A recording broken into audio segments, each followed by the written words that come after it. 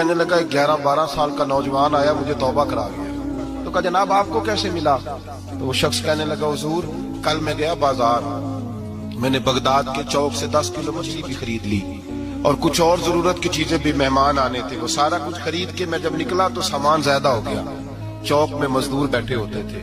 میں نے کہا بھئی میرے ساتھ فلاں محلے تک سامان پہنچانا ہے. وہ بچہ کہنے لگا چچا اگر میں چلوں تو. میں نے اس کو ایڈریس وغیرہ بتلایا تو 3 دینار مزدوری طے ہو گئی سامان گھر پہنچانے کی. کہتے میرے ساتھ وہ نکلا اور جب رستہ طے کرنے لگا تو رستے میں گرمی بڑی سخت تھی, ظہر کا وقت تھا. ذرا ہم نے چند قدم اٹھائے, 2-4 گلیاں گزرے تھے کہ اذان ظہر کی آواز آنے لگی.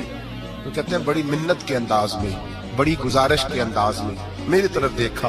عمر چھوٹی سی ہے. کہنے لگا چچا اگر اجازت مل جائے تو میں ظہر کی نماز پڑھ لوں. کہتے ہیں میں ایک جگہ پھٹے پہ بیٹھ گیا اور گپے کرنے لگا. سامان وہاں رکھا, میں نے کہا پڑھ لے نماز. کہتے ہیں بچہ نماز پڑھنے چلا گیا. باقی لوگ دیر سے آئے, وہ نماز پڑھ کے جلدی آ گیا. میں نے کہا بیٹے تو جلدی آ گیا ہے؟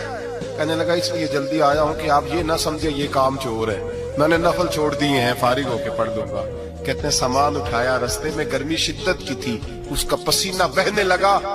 میں آگے بڑھا, میں نے کہا بیٹے سامان تھوڑی دیر کے لیے مجھے دے دو, گرمی زیادہ ہے. کہنے لگے میں آپ کو نہیں دے سکتا, اس لیے کہ 3 دینار مزدوری گھر پہنچانے کی طے کی ہے, میں پھر مزدوری پوری نہیں لوں گا, پیسے کم لوں گا. کہتے ہیں میں محو حیرت ہو گیا.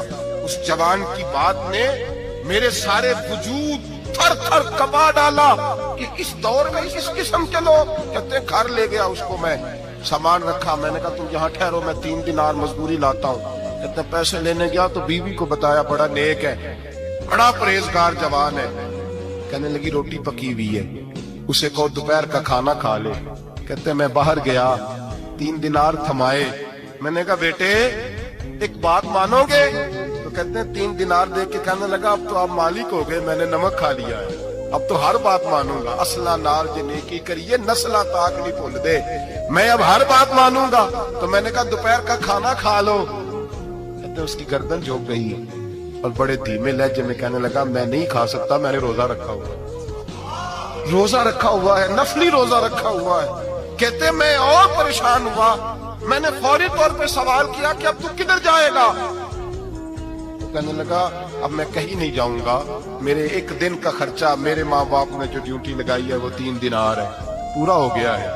اب میں باقی جو وقت بچے گا یا قرآن پاک کی تلاوت کروں گا یا محمد عربی پہ درود و سلام پڑھوں گا. میں نے کہا افطاری کر لینا. کہنے لگا مجھے مسجد بتا دو, میں جا کے اللہ اللہ کرتا ہوں, مجھے شام کو لے آنا. افطاری ہمارے ساتھ اس کی طے ہو گئی, مسجد چلا گیا.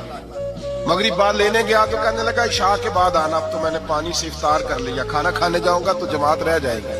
کہتے ہیں عشاء کے بعد میں لایا, اس کو کھانا کھلایا.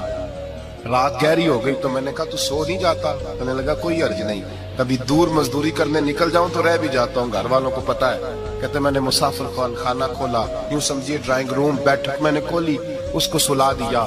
میں اور میری بیوی اپنی معذور بیٹی کو روٹی دینے گئے اور ہم نے جا کے اس کو کھانا کھلایا جو ٹانگوں سے معذور تھی, اور ساتھ کہا کہ بیٹی آج بڑا پرہیزگار جوان ہمارا مہمان ہے, آج چڑھتی جوانی اور تقوی کی روشنی اس کے چہرے سے چمکتی ہے, کیا بات ہے, بڑے ہی اچھے گھرانے کا تربیت یافتہ ہے.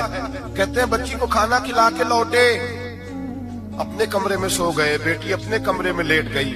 ترس گئے تھے کہ بیٹی قدموں پہ چلے. تہجد کا وقت ہوا تو دروازے پہ دستک ہوئی, بڑی بے چینی کے ساتھ اٹھے میاں بیوی, کون ہے؟ بیٹی کی آواز آئی, ابا جی دروازہ جلدی کھولیں. کہتے ہیں کلیجے پھٹنے لگے, ذہن بکھرنے لگے, سوچے ہیں کہ وہ 2-1 منٹ ہمارے اوپر پہاڑ بننے لگے. دروازہ کھولا تو وہ بیٹی جس کے لیے ترس گئے تھے, کبھی چلے گی وہ اپنی ٹانگوں پہ کھڑی ہے, کبھی دوڑ کے ادھر جاتی, کبھی دوڑ کے ادھر آتی. کہتے ہیں میں تڑپ گیا. بیوی بھی رونے لگی, بیٹے یہ کیا ہوا؟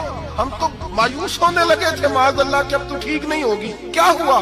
کہنے لگے ابا جی اماں جی آپ نے بتایا نا نیک جوان آیا ہے, نیک آیا ہے. تو میں آپ چلے گئے تو میرے دل میں خیال آیا, اے اللہ اگر وہ واقعی نیک ہے تو اس کے صدقے مجھے شفائی عطا فرما دے. یا ایھا الذین آمنوا اتقوا اللہ وابتغوا الیہ الوسیلہ, اے اللہ صحت ہی دے دے. کہتے ابھی میری دعا بھی پوری نہیں ہوئی کہ میرا وجود حرکت کرنے لگا, اور یہ دیکھو میں اٹھ کے کھڑا ہو گئی ہوں. کہتے ہیں ہم لوگوں نے یہ دیکھا تو بھاگے اس کے کمرے کی جانب. جب دروازے پہ ہاتھ رکھا تو دروازہ کھل گیا. آگے گئے تو پلنگ خالی تھا، ایک رکا چھوڑ گیا ہے. کہنے لگا مجھے پتا ہے میری حقیقت کھول گئی ہے، میں تو اللہ کا بندہ ہوں. اگر تمہیں مجھ سے ذرا بھی پیار ہو گیا ہے تو پھر میرے پیچھے نہ بھاگنا، اللہ کی بارگاہ میں جھک جانا.